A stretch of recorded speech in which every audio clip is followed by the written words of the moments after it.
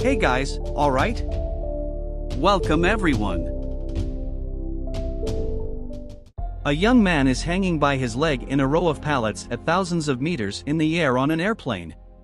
When he opens his eyes, the treasure hunter named Nate realizes the alarming situation he's in. He tries to climb back into the plane while struggling against someone trying to push him out.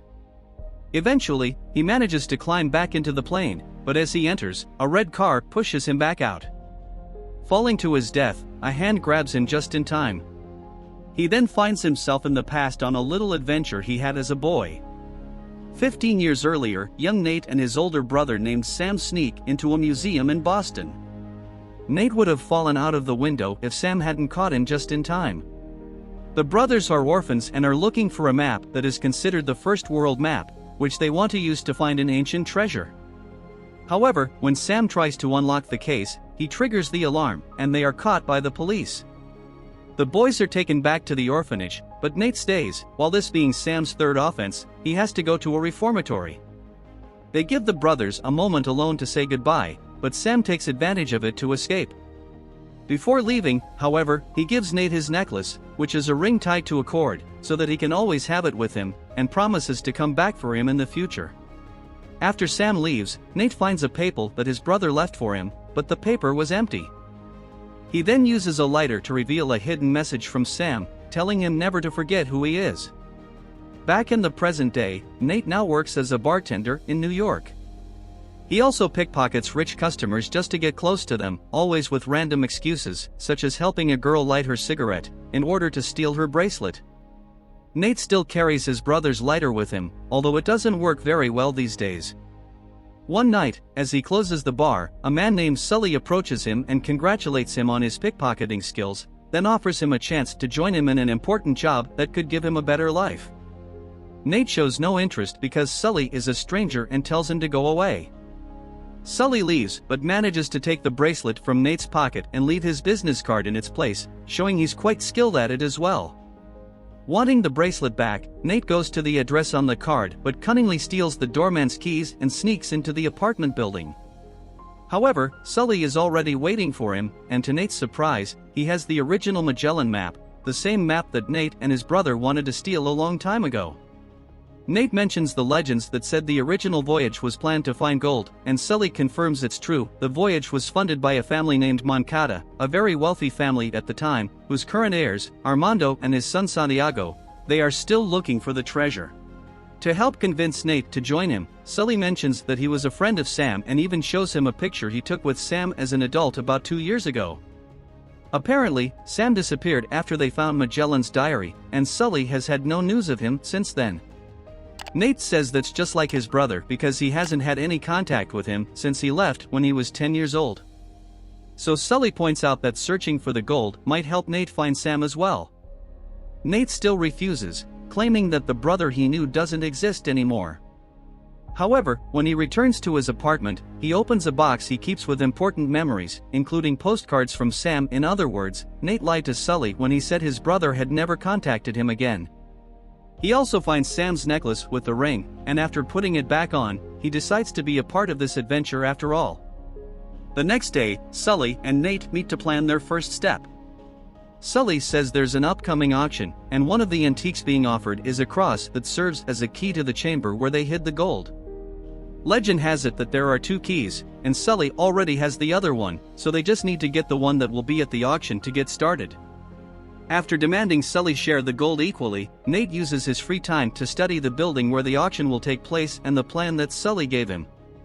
The night of the auction arrives, and Sully and Nate see a valuable red car and discover that Santiago is also there, so there will surely be tough competition for the cross, as Santiago believes the gold is his birthright. They also realize that Santiago is not alone, as he has hired a mercenary leader named Joe, who used to be Sully's partner, and taunts him when she sees him. As the auction is about to begin, Sully pretends to be one of the buyers, while Nate has the plan ready. However, Joe suspects that he's up to something and has men keep an eye on him. Nate, putting his chewed gum in the digital lock, manages to enter the electric room. The idea is to cut the power so Sully can get the cross in the dark. Nate, however, takes too long, so Sully finds himself with no other choice but to start bidding against Santiago, even though he doesn't have the money for it.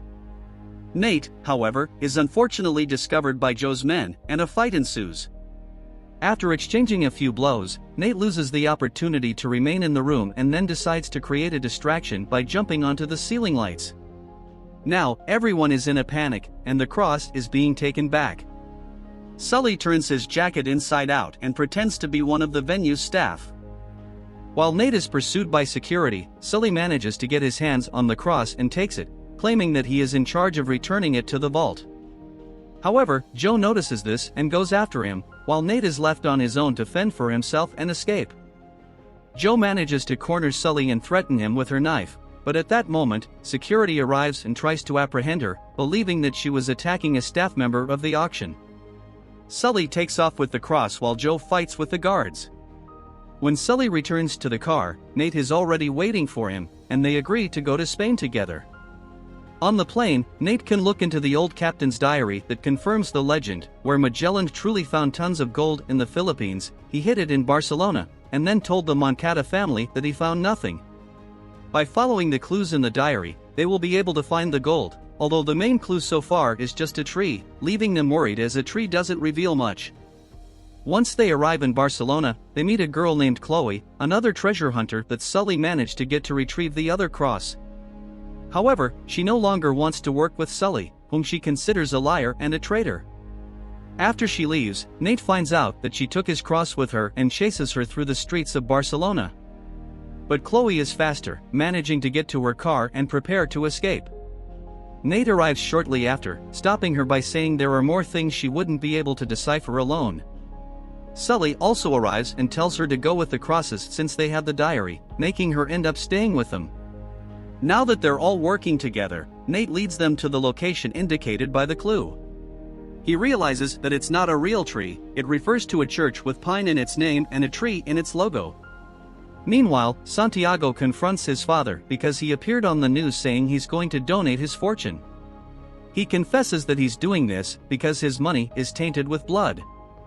Unable to change his father's mind, Santiago leaves and tells Joe to keep a close eye on Sully because he has been seen around the city. Back with the trio, they take a break before moving on to the next part of the plan. While Nate is in the kitchen, Chloe tells Sully that she knows Nate is Sam's brother and demands that Sully tells her the truth about what happened. However, Sully only says that he will do so when the time is right.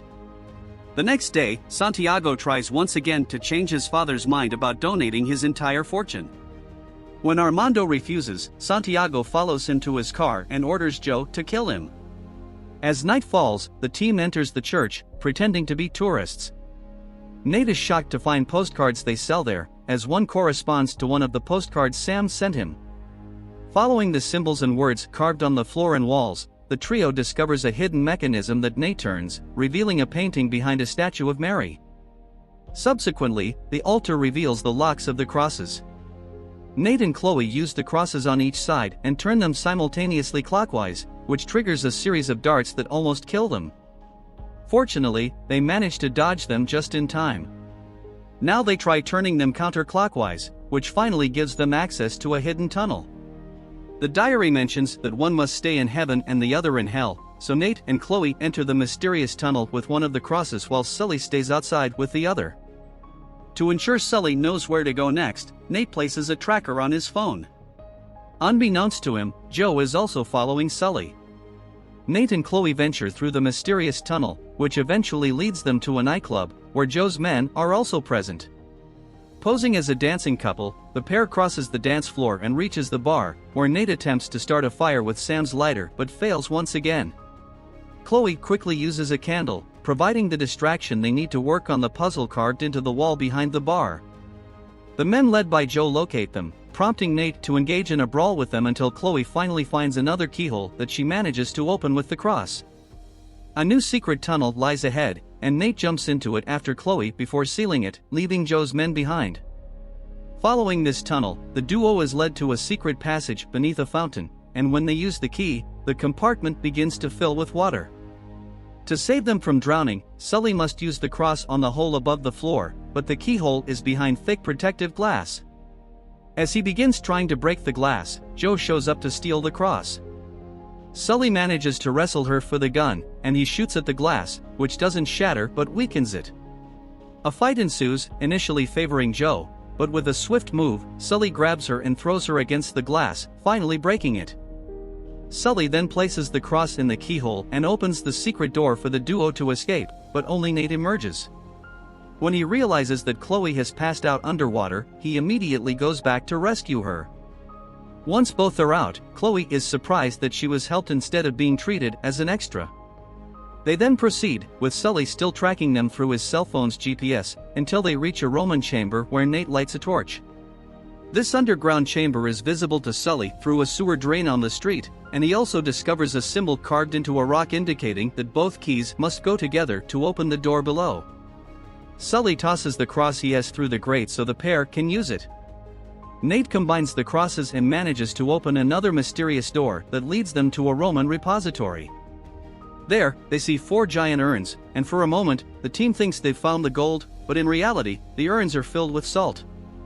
As they inspect them, the urns suddenly shatter, allowing them to find a map among the salt. In it, Nate notes a route from Spain to the East Indies. But before he can discuss the possibilities, Chloe draws her gun and demands that he hands over the map. Nate tries to strike a deal with her, but Chloe tells him he doesn't know the full story of what happened to Sam, then knocks him out and flees with the map. Moments later, Sully wakes Nate, who immediately demands to know the truth. Sully explains that Sam didn't disappear, he believes that Sam died. He goes on to say that they had reached Captain Magellan's tomb together and found his diary, but on their way out, they were ambushed by Joe and her men, and Sam got shot. Sully had to flee, feeling he couldn't do anything more for Sam. Nate then believes that the only reason Sully recruited him was that Sam might have told him some of the missing clues he thought were necessary to reach the gold. So, after calling Sully greedy and selfish, Nate severs their partnership and walks away. Later, Sully finds Nate to try to get him back, and Nate agrees, but only because he has been looking at the postcards Sam sent him and decided he wants to finish what his brother started. However, Joe goes to report to Santiago about what happened, only to find out that Chloe is working for him as well. Since she has been more successful, she will now lead the operation, which leaves Joe quite upset. Santiago and his team then prepare things at their private airport, including his beloved red car that Nate and Sully take advantage of and hide in the trunk. After looking at the map and deciding their route, Santiago gives a speech about how his family was betrayed and how he will restore their honor, but Joe interrupts him by killing him with her knife. Chloe gets scared and tries to escape, so while Joe and her men go after her, Nate and Sully take the opportunity to sneakily recover the map. The plan is also to grab some parachutes and jump from the plane, but when they reach the cargo, Nate can't hold back and confronts Joe, asking her if she really killed Sam while holding the pin that will release all the cargo from the plane. Sully also appears and tells Nate to jump right away when Joe orders them to be shot, but Nate pulls the pin before her, and Sully jumps out with the parachute already open. Nate finds himself in a fight with the men while the cargo is pushed out of the plane, leading us back to the beginning of the movie. Joe's men find Chloe and engage her in a shootout, making it difficult for her to escape with a parachute as well. Instead, she decides to get into the car and shoot it from the plane, so when Nate climbs back inside, it's Chloe who pushes him out again. Seeing that Nate was without a parachute, she tells him to follow her and jump towards one of the crates. She manages to hold his hand, and now the two of them on top of one of the cargo crates open the parachute, allowing them to safely land in the middle of the sea. The pair drift for a while until eventually the waves carry them to the Philippines, where they check into a hotel using Sully's credit card. Chloe prints a map that matches the same dimensions as the real one, and looking at Sam's postcards, Nate realizes that the map doesn't identify the exact location to find the treasure. Sully was right to think that Sam left the final clue with Nate, so Nate and Chloe spend the night trying to decipher his messages. Chloe gets tired after a while and goes to bed, but Nate refuses to give up, and this ends up working in his favor because he realizes that he didn't use the trick Sam had taught him, which was to see the invisible text only with fire from the opposite side of the page. Nate uses a candle for this and manages to see a secret message on a postcard that said to use the crosses as a compass. Nate does exactly that and finally discovers the location of the gold, writes down the coordinates on a piece of paper, and then goes to sleep as well. The next morning, Jo and her men arrive in the area while Chloe wakes up before Nate and finds the paper with the coordinates written by him.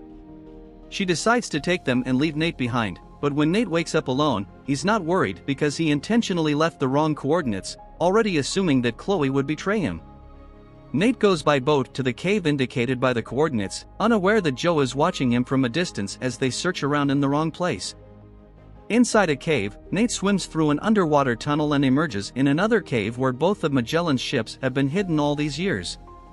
While Nate finds the gold inside, Sully appears in the cave as well, thanks to the tracker he still has on his phone. He tells Nate that Sam would be proud of him, but before they can talk more, Jo and her men show up, so the two of them hide inside a compartment.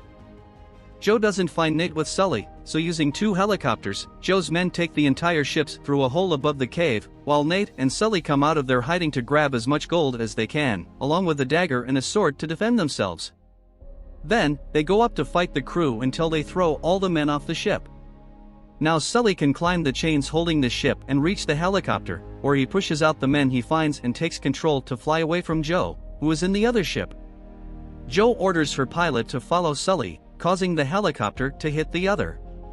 Her men jump onto Nate's ship and start a fight, but Nate manages to defeat them and grab their weapons and some gunpowder as well. Sully guides the helicopter through a narrow passage between cliffs to get rid of the pursuers, but Jo is waiting for him on the other side, so he has to make a very risky maneuver to avoid colliding with them. But this is only a temporary dodge, as Jo and her helicopter are still coming after them, inspiring Nate to take extreme measures. Using the gunpowder he found, Nate places a cannonball inside the ship's cannon, and after some failed attempts, he manages to make Sam's work lighter, as he fires the cannon and hits the other helicopter. Jo jumps off the ship before it crashes into a hill with the helicopter in flames. Nate and Sully think they have won, but Jo had actually jumped onto her ship and is now releasing the anchor to prevent them from escaping, leaving them trapped in the air. It's clear that the ship won't hold for much longer, but Jo and Nate exchange some blows before Nate starts climbing up the chains to reach the helicopter.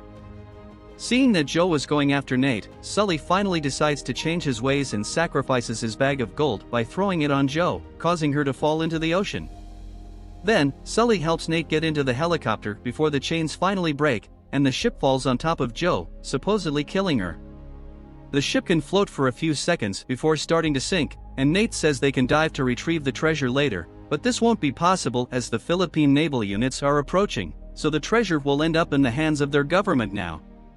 While the pair flies away, Sully laughs when he sees Chloe trying to follow them in a boat, but he also laments the lack of treasure. However, Nate surprises him by showing him the gold he managed to hide in his pants. Meanwhile, in a remote prison, Sam, who is actually still alive, writes another postcard to Nate, telling him that he doesn't know if his cards are reaching him and warns him to be careful. Months later, Nate meets with a henchman who works for a man named Roman, who is interested in his ring and wants to trade it for a Nazi map.